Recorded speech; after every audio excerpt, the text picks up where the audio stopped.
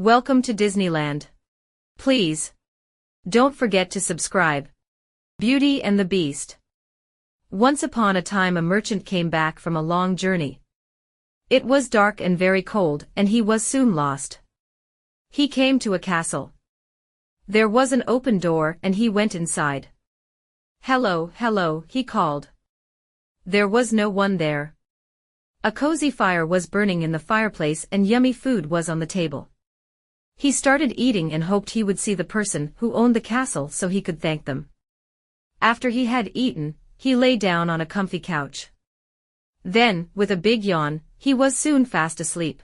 A merchant dressed in a green shirt, orange trousers and a pointed green hat is wearing a brown backpack, and looking into the distance at a purple castle at the end of a winding road lit by a bright full moon.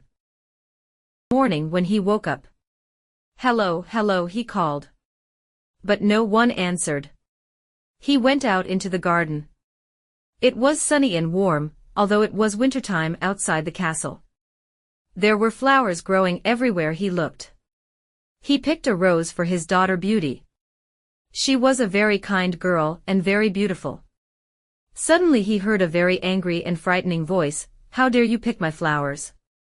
You stayed in my castle last night, is this how you thank me?" The merchant turned around and there stood a big, ugly and frightening beast with big sharp teeth and a hairy face. The huge, green beast, dressed in a smart purple suit and small top hat, towers above the merchant standing in front of him. "Up for stealing my rose?" asked the beast.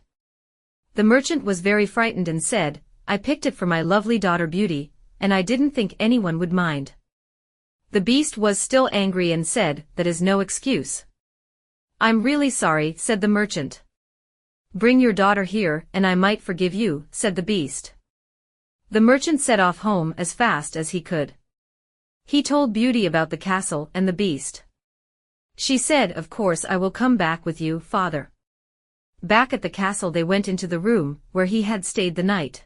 A warm fire was burning in the fireplace and some yummy food on the table, just like before. As they ate their meal heavy footsteps came near. The ugly beast came into the room and Beauty was very frightened. But she smiled and said, "Good evening, beast." In a grand room with a fireplace on the back wall, Beauty and her dad are sat at a long table full of food. The beast stands opposite looking at them. The beast smiled back and said, "Good evening. You must be Beauty." Then the beast said to the merchant, "Your daughter is so beautiful that she lights up my old castle. Please let her stay here for a while. She will be very safe here." That night in her cozy bed, Beauty had a funny dream about a talking clock and a candlestick that said, "Hello." She even dreamt that there was a nice teapot lady who was kind to her. Then in her dream she thought she heard the teapot lady say, "Beauty, you are loved by a handsome prince. Try to find him, and you will be very happy together." When Beauty woke up, she laughed when she remembered the talking clock and the kind teapot. Beauty is sleeping under a pink duvet, her green hair hanging down from her head. Above Beauty a dream bubble shows her dreaming about a candlestick, a clock and a teapot, all with eyes, noses and mouths. That evening, after supper, the beast came into the room. She was still a bit frightened but all the beast said was, "Good evening, Beauty." Then the beast handed her a rose. "This came from my garden," he said. "Oh, good evening, beast," she smiled. "Thank you, what a lovely flower." "Good night then, Beauty," said the beast a bit sadly. The next evening after supper, the beast appeared and handed her a book to read. "I think you will like this story, Beauty." "I loved it," he said. "Thank you so much," said Beauty, "you are very kind." "Good night then," said the beast and off he went. He can't help being a bit ugly but he's really very gentle and kind inside, thought Beauty. I'm not afraid of him anymore, and I have grown to like him a lot. It's what's inside that really matters. Beauty loved looking in the beautiful gardens and hearing all the birds singing in the trees. In the garden she found an envelope with her name on it. Inside was a note which said, "Dear Beauty, please pick all the flowers you want." One evening Beauty waited for the beast to come to her at supper time as he usually did. But he didn't appear. She got worried and looked everywhere in the castle. But there was no sign of him. Although it was getting a bit dark, she went out into the garden. She looked all around but still no sign of the beast. She was getting very worried by now. Then, at the far edge of the garden she saw a cave. I wonder if he's in there, she thought to herself. She went in and there was the beast lying on the ground with a great big bump on his head.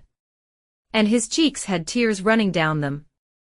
Beauty and the beast are on the grassy ground looking very sad. Beauty is wiping away the beast's tears. He looked like he was asleep and she stroked his head. He didn't move or even open his eyes. She kissed his forehead. Oh, poor dear beast, she thought to herself. Then the beast opened his eyes.